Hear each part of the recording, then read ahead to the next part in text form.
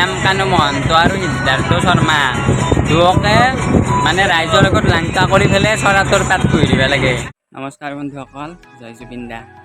আজি আমি যাই আছোঁ জুবিন দাৰ সমাধি ক্ষেত্ৰ চাবৰ কাৰণে। আচলতে সমাধি ক্ষেত্ৰ বুলি ক'ব ভয়েই লাগে, মানে মন্দিৰ হৈ গৈছে একদম তাতে। অলপচোন তাৰে পৰিৱেশটো চাই লওক। জয় জুবিন দা।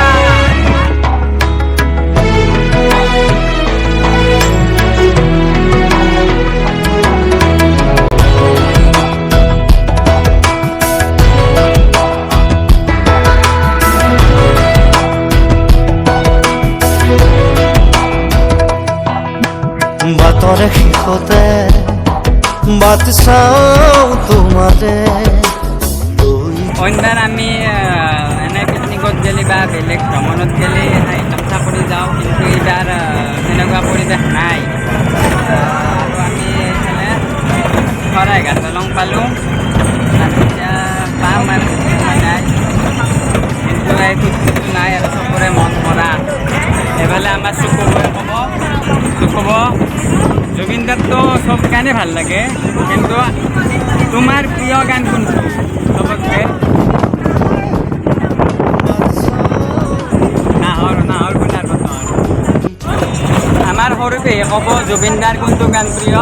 ৰৈ ৰৈ বিনালে। ৰৈ ৰৈ বিনালে মানে জুবিন দাৰ শেষৰ চিনেমাখনৰ গানটো। সেইটো গানত ৰৈ ৰৈ বিনালেতো নতুন না বেছি প্ৰিয়।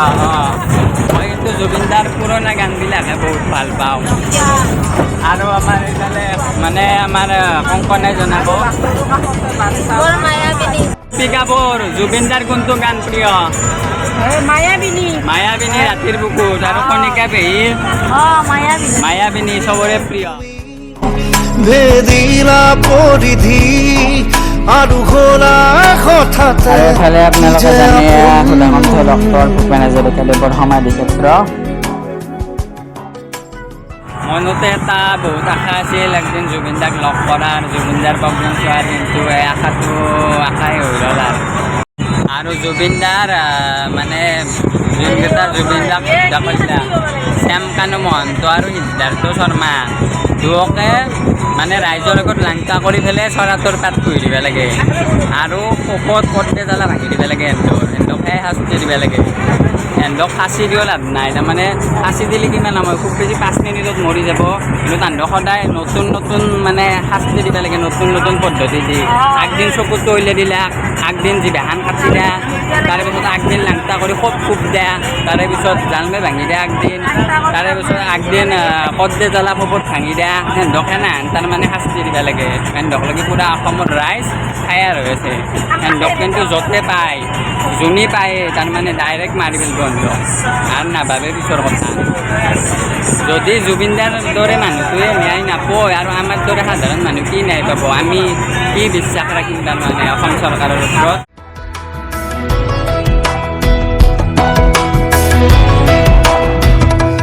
ভাঙি যোৱা প্ৰতিটো সপোন আৰু মনৰে দাপোন, আজি তোমাক পালে হয় আকৌ নতুন। জৰাবাদ পাৰ হৈ আহি পালোঁ।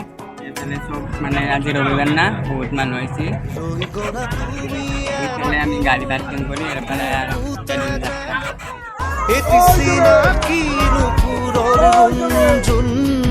আৰু ইয়াতে জুবিনদাৰ নামত এগছি চাকি জ্বলালোঁ, আৰু ভগৱানক এটাই প্ৰাৰ্থনা কৰিছোঁ যাতে ভগৱানে জুবিন দাক ন্যায় দিয়ে। সঁচাকৈ বহুত এইখিনি সময়ত মানে কি ক'ম, বহুত ভয় লাগছে আমাৰ। বৈতো কান্দি দিলাক, ইফালে কংকনাও কান্দি দিলাক, ময়ো কান্দো কিবাকে ৰাখিছোঁ। আৰু এইবিলাক হৈছে জুবিন দাৰ স্মৃতিবিলাক এনেকৈ সংৰক্ষণ কৰি ৰাখিছে। আচলতে কি জানে না, জুবিন দাৰ দৰে মানে এজন মহাপুৰুষ মানে অসম বুলি নহয়, গোটেই বিশ্ব আৰু 100 বছৰকলৈকে পাবান নহয়। মানে এনেকুৱা মানুহ পোৱাটো বহুত কঠিন। জুবিন দাৰ আত্মাই যাতে শান্তি পায়, জুবিন দাই যাতে ন্যায় পায়, সেই প্ৰাৰ্থনাৰে এফালে মানে আয়তীসকলে নাম ধৰি আছে। আচলতে কি শিশু কি বৃদ্ধ মানে চব ধৰণৰ মানুহ ওলাইছে। জুবিন দা মানে সকলোৰে প্ৰিয় আছিল। সঁচাকৈ জুবিন দা তুমি মহান। আৰু এইবিলাক হ'ল জুবিন দাৰ অনুৰাগীবিলাকে দিয়া সেই মৰমবোৰ আচলতে।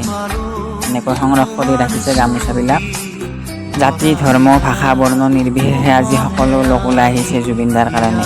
আচলতে জুবিনদা আমাক এইটোৱে শিকাই থৈ গ'ল, আমি মানুহ হিচাপে জীয়াই থাকিব লাগে আৰু মানৱতাই আমাৰ প্ৰকৃত ধৰ্ম হ'ব লাগে। জয় জুবিনদা।